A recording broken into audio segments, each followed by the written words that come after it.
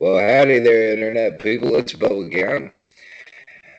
Today, we've got another candidate for us from the Green Party, and I'm going to let him introduce himself. Go ahead, sir. How you doing? Hi, my name's Howie Hawkins. I'm a recently retired Teamster.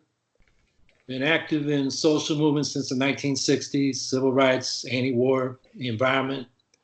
I was one of the people that helped form the Green Party in 1984. The Greens have run me statewide in New York State 4 times against Hillary Clinton for U.S. Senate in 2006, and in 3 gubernatorial races, 2010, 2014, 2018. In 2010, I was the first candidate in this country to call for a Green New Deal for climate action and basic economic rights. And in 2014, we got 5% of the vote, which is the most a third-party candidate has ever got on the left in New York, except for 2 socialists right after World War I. They got 0.5% more than me. So I've run, large-scale campaigns. And here I am running for the Green Party nomination for president, which wasn't my idea. A bunch of people drafted me. So I just like to say it's not just me out here, it's a collective leadership. It's a group that's diverse in terms of race and gender and geography and sexual orientation and age. And we have 2 major objectives. One is to build the Green Party into a real major party in this country, take steps toward that during this campaign, and the other is to advance eco-socialist solutions to pressing problems. And there are 3 life and death issues that we're emphasizing. Excuse me. One is the climate crisis. Second is growing inequality, because inequality kills. We now have a 20-year life expectancy gap between our richest and poorest counties. And if you break it down by census tract, it's even greater. And then the third life or death issue is this new nuclear arms race. We're modernizing our nuclear forces, both strategic and tactical. We're getting out of nuclear treaties, so we're calling for a pledge of no first use, unilaterally disarming to a minimum credible deterrent, and on the basis of those tension-reducing initiatives, go to the nuclear powers around the world and say, we got to get rid of these weapons of mass destruction and negotiate complete mutual nuclear disarmament, which we've been obligated to try to do since the 1970 Nuclear Non-Proliferation Treaty. And there are now 122 nations have agreed to the wording of a treaty for the prohibition of nuclear weapons in 2017. And the campaign for the abolition of nuclear weapons got the Nobel Peace Prize for that in 2017. And very few Americans even know about it. And none of the presidential candidates are talking about it. So if for no other reason, that's why we need the Greens in this election. All right. So for those people who wonder what good a third party is going to do, what do you have to say for them? Why are you running? Well, if progressives, and we're on the progressive side of things, if progressives and socialists don't run their own candidates, they're going to vote for the Democrats and they get lost in the sauce. Your vote as a Democrat, you don't know if it's a socialist Sanders vote or a corporatist Clinton vote. It's all there mixed up. So the left disappears. Our arguments disappear. We don't speak for ourselves. We kind of try to play political ventriloquism, and get a Joe Biden or somebody to say and do what we would do, but they'll never do that. So if we're going to have a left and alternative in this country, we got to have our own independent voice and our own independent power. And it may be, relatively small vote at first, but when I got that 5% for governor in New York in 2014, Andrew Cuomo, he was getting ready to run for president. He wanted more votes than his daddy got, Mario Cuomo. He wanted more votes than he got in 2010, and he got less votes. And he looked around, he saw this Howie Hawkins, this Teamster, got 5% of the vote. What was he talking about? And I was talking about a ban on fracking, a $15 minimum wage, tuition-free public higher education, and paid family leave. And Cuomo had to move on all those in order to compete for our votes. So you don't have to win the office to have leverage in the political process and move the ball down the field. So that's why we need a third party. Right. At the very least, you can get a major party to pick up at least pieces of your platform if you have a good showing. Now, you brought up nuclear proliferation. Maybe give some insight into like pulling out of open skies and all of that, because we've talked about it on the channel, but I'm not sure that it's I'm not sure it's something that everybody understands on the level of this is what was going on and this is what can happen now. I'm not sure what your open skies references to. It's one of the treaties. I think it was called Open Skies. Yeah, Open Skies. It's a treaty that Trump pulled out of between the U.S. and Russia. Basically, it limited intermediate range nuclear weapons. Yeah. Yeah. Okay, I hadn't heard that referred to as open skies, but that is really important because back in the 80s when we had this nuclear freeze movement and Reagan and Gorbachev really reduced the number of weapons and almost went to complete disarmament, it was broached. That's when the missiles in Europe, the intermediate range missiles, were pointed right at each other with such a short reaction time. You really didn't have time to react. And then we were worried that somebody had launched a preemptive strike because of tensions rising and they wanted to get them off before the other side did so they didn't lose their own. And that's where we're at right now with this nuclear modernization program, multi-trillion-dollar, multi-decade program. The United States is updating their strategic forces and their tactical nukes. They're reducing the size of tactical nukes to make them easier to use in conventional battlefields, as if you start throwing tactical nukes around and it's not going to escalate to strategic nukes.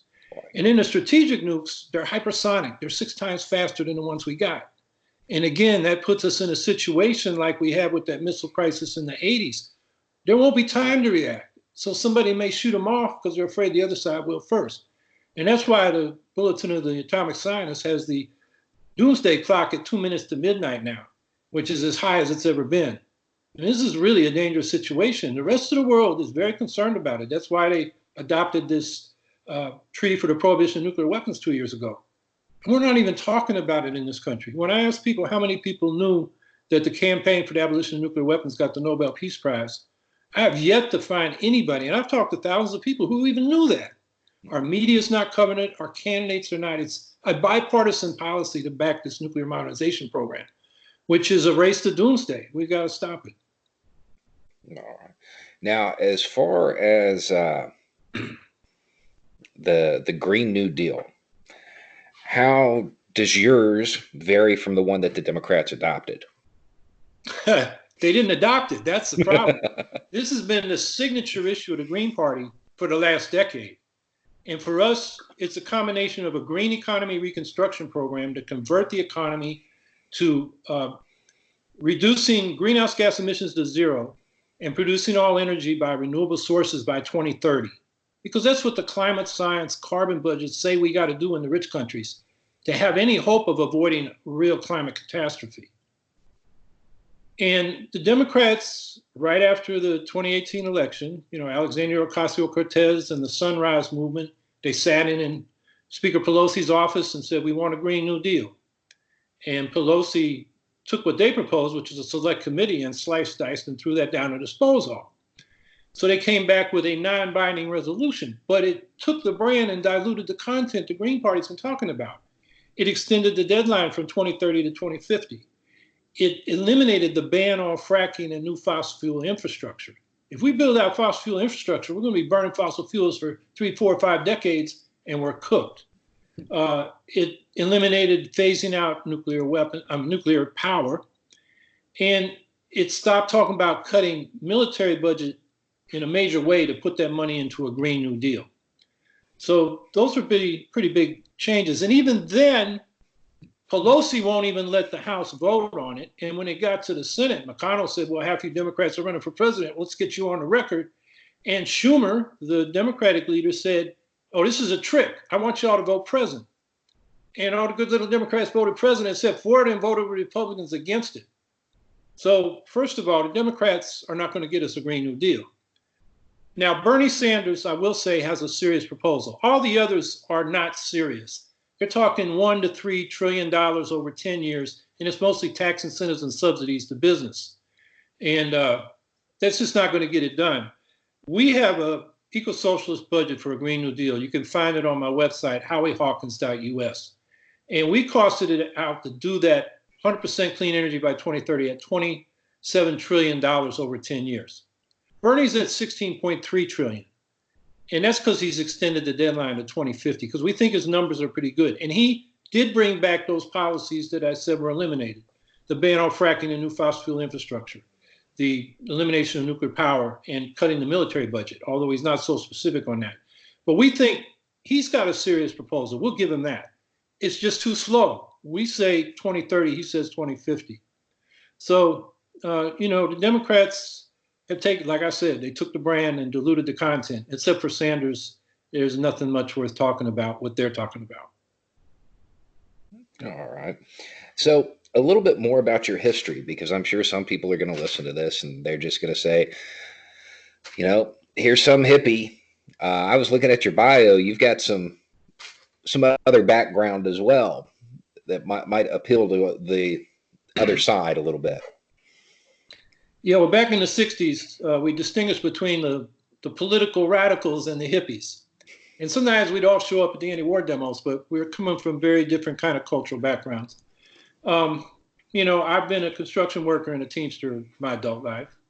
When my draft number came up during the Vietnam War, I enlisted in the Marine Corps to join the GI movement against the war, which was very strong at that time. It sounds kind of crazy to enlist in the Marine Corps, but when I got there, it was officer training. It was off-campus training because I was drafted out of college. And I'll tell you, the veterans, they didn't want to go back to Vietnam. They thought that was the wrong war.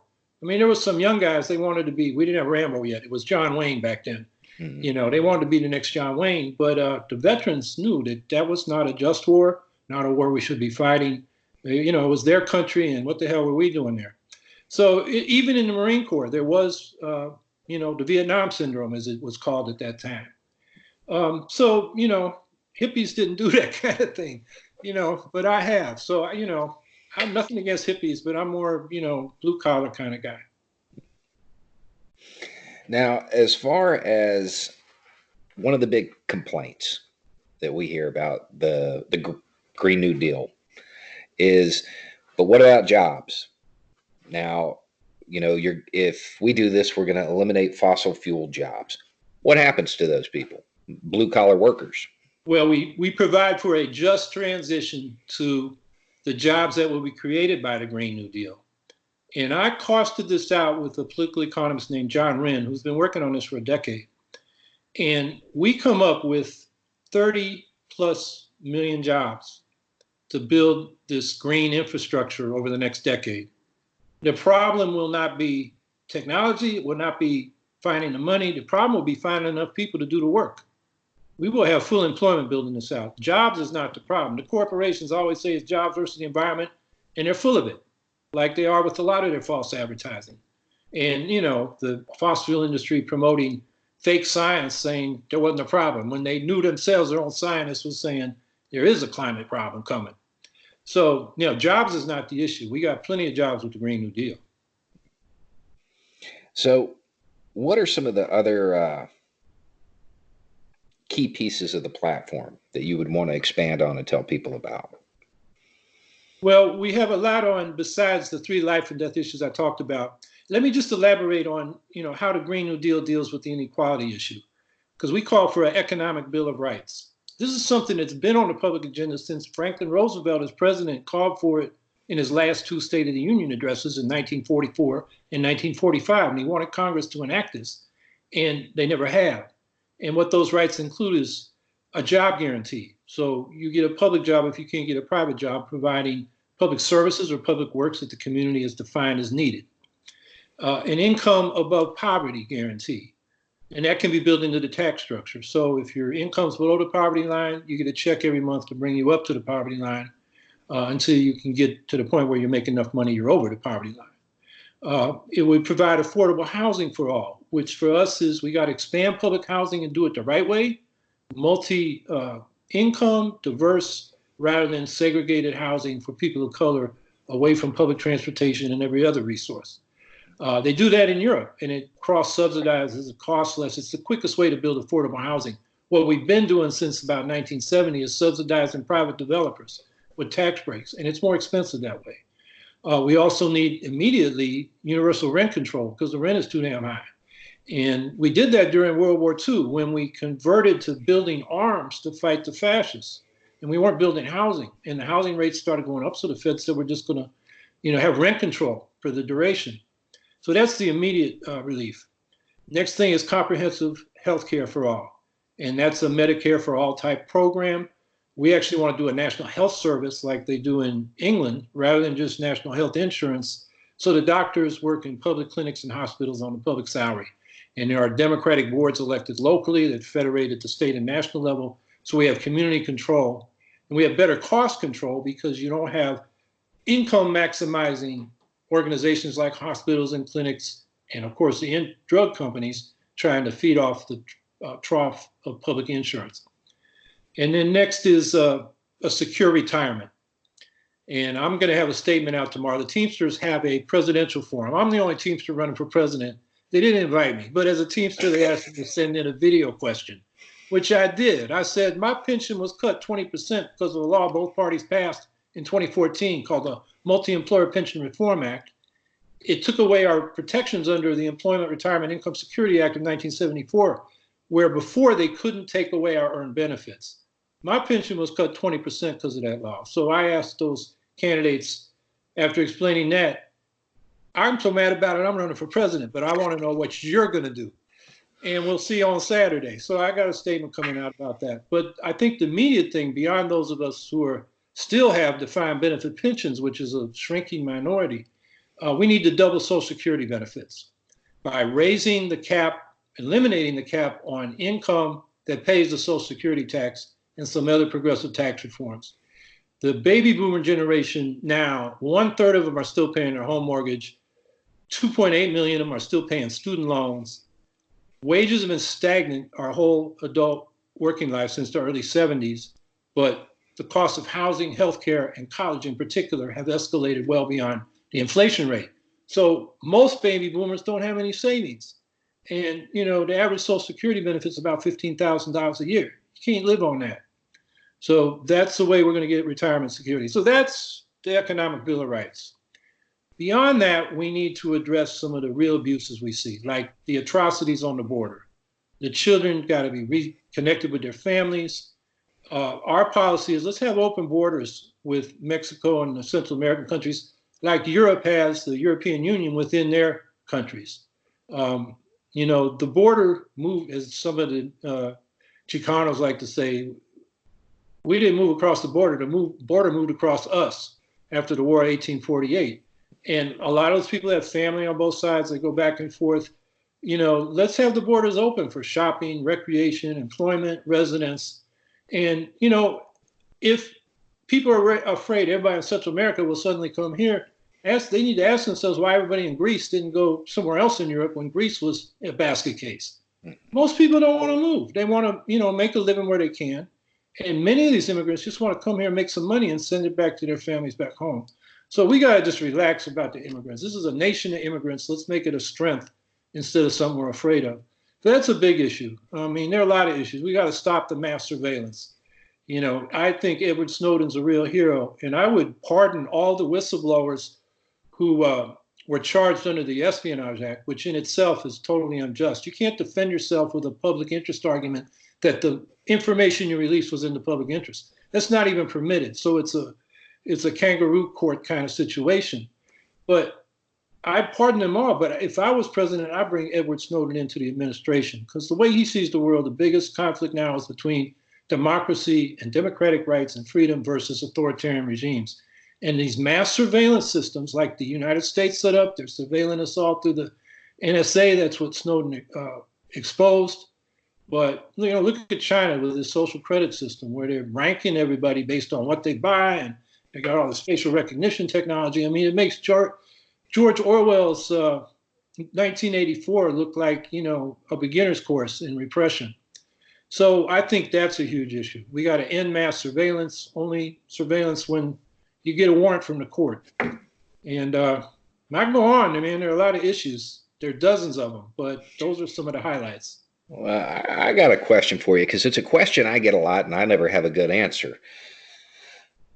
How do people of your mindset reach out to other blue-collar workers? Because we're seeing more and more blue-collar swing right.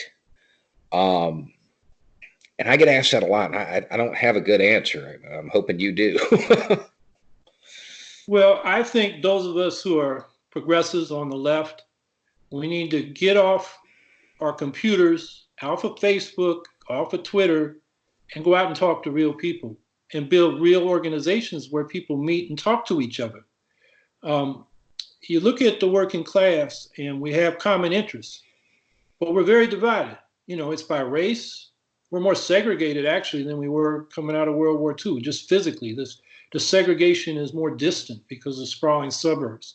So people know each other less. But we're also divided by occupational hierarchies. Wage workers are in, some are white collar, some are blue collar, some are in unions, some are not. The ones that are not resent the ones that are. Some are government. They got better protections than private sector. Small business is different than big business. We got all these divisions. And of course, the bosses are always telling us it's those other workers that are your problem. Those immigrants, those minorities, those people who got a union or those people that don't got a union. And they divide us. And we need to find a way for us to sit down and talk to each other, get to know each other. And that, to me, is building a mass party of working people. And that is something that takes a lot of, footwork and knocking on doors. We got to be organizers, not just preaching at people, here's the answer, but knocking on a door and listening and hearing what their issues are and then working with them on those issues, building trust and relationships, across race lines, across geographical lines, occupational lines. Even, we got working class people who are administered by the state, either in the welfare system or the prison system. And they don't see themselves. I mean, they're in a situation where the people who are administering them are also working class people. How do we bridge that gap? Right. So that's where I think a party on the left can play a big role. The unions, since they have automatic dues checkoff, the bureaucracy is kind of detached from the members. Back in the old days, the shop steward had to go around and ask the workers for their dues every month. And the worker could kind of hold that money back and say, well, what about my grievance? Or, what about this? Or what about that? They really had to listen. Now they kind of detach. So, getting our unions more reflective of the rank and file and including them is another issue. And I think an organized party could organize people to do that. So we need to be organizers as well as activists, and we need to be in the streets, not just on the internet. Community organizing. That's that's the answer. And believe me, my audience is going to laugh when they hear that, because that's the answer I have. But I was hoping for some stroke of brilliance on that one. So if there is one thing that an individual could do, by themselves to change the world, make it a better place, what do you got? Well, find one other person and then another person. There's strength in numbers. And when we're working together, we get our ideas tested. We have to speak up for ourselves. We can prove our speaking ability, our ability to articulate our positions. You need to be in an organization. So I think the most important thing an individual can do is get involved in an organization that's democratic. I'm not talking about Move On, where you wait till you get your orders online by some staff that some billionaires hired, and then they decide for us what we're going to do. We need to be deciding for ourselves. And we're going to make mistakes, but we're going to learn from those mistakes. We got to be engaged that way. So I would tell individuals, there's no such thing as an unorganized socialist. You got to get in an organization.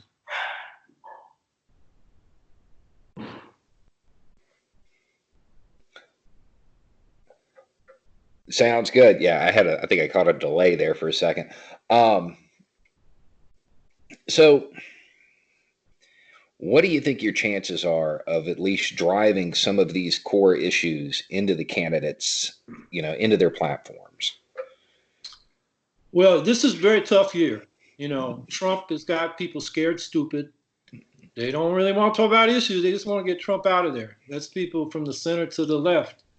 So it's really hard to get traction.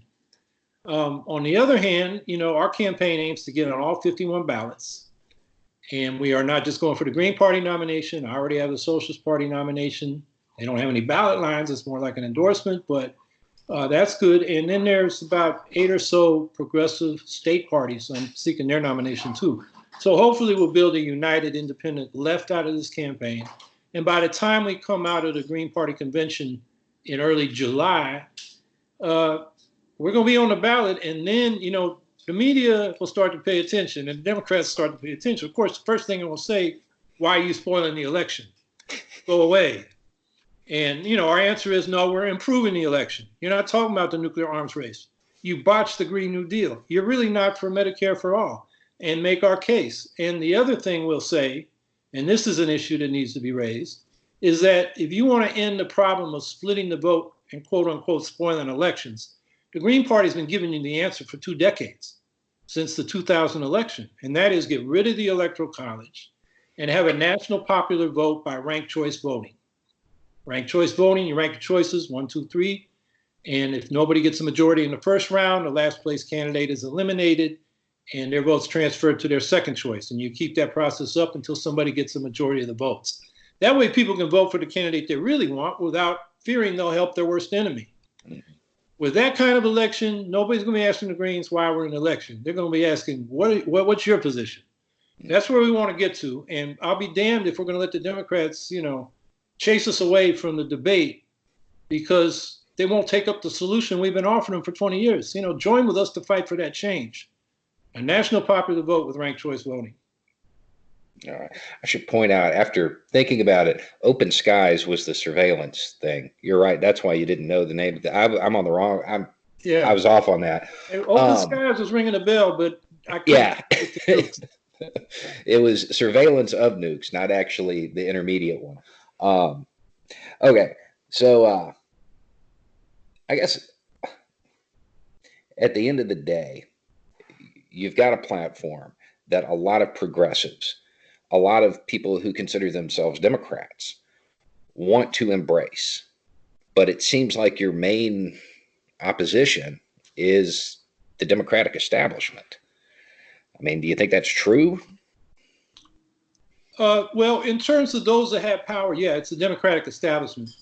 I think we do have a problem with progressive Democrats. The Democratic Party is really 2 parties. You got a progressive wing that Bernie Sanders probably best represents, although some of them are supporting Warren and some others. And then you got the establishment wing, which is very corporate. Biden is the epitome of that, but there are a lot of the others. Buttigieg is getting a lot of money from that quarter, both Wall Street and Silicon Valley, and I just hearing today about military contractors. So, I think the future of the Green Party is 2 places. One is those progressive Democrats who finally get fed up with getting their Democrats in and then they don't get what they want. We just had that in New York. For years, we've had a Republican Senate, and the Democrats, they passed for 20 years in a row, a single-payer bill in the Assembly, which the Democrats control. Well, last year, the Democrats got control of the Senate, and then they couldn't pass single payer in the Assembly because now it was for real. And the insurance companies were filling their coffers. And now the Democrats didn't get it done. And progressives, they will see that. So there's about half the Democratic Party ought to be with the Greens. But the biggest block of voters, the ones that win almost every election, are the non-voters. And that's mostly working class people, people of color, and young people who are alienated by both parties and feel like nobody knows what their issues are, cares about them, even knows what they're going through. And those are the people, like we were talking about before, we got to reach by community organizing, building relationships by, community action and bringing them back into the political process. That is the future majority base of a Green Party that's a major party. Oh, I definitely agree with that for almost any problem. All right, so parting shot. You got anything you want to say that we didn't cover? Do you have a website you want to send people to, petition that you need them to sign, anything like that? Yeah, well, the place to go for all that is howiehawkins.us. HOWIEHAWKINS.us. Put that in your search engine and you'll get our website. And on the website, you can find, statements that we've been making and news about the campaign, how to volunteer, how to donate. And, what we need right now is it depends on the state. There are 51 jurisdictions. We have ballot status in 21. We got 30 more to go. And it depends on your state, but you contact the campaign. We can put you in touch for how to get ballot access in your state if you don't have it. we can get you set up to do the kind of electioneering canvassing we need to do, and that is talking to people, getting their names so we can stay in touch with them and getting them ready for the election a year from now. Grassroots fundraising, hosting house parties. I mean, one of the goals of this campaign is everybody who volunteers, we're going to help you find a way you can contribute besides money. Everybody needs to do that. It's like if we don't fund us, nobody will, because we're not taking corporate money. It's got to be lots of small people contributing, what they can. So HowieHawkins.us, I think that's where to follow up. All right. All right. So if you're watching on YouTube, this will be the end of the show. If you're on the podcast, there might be something coming on after this. I'm honestly not sure. Either way, it's just a thought, and y'all have a good night.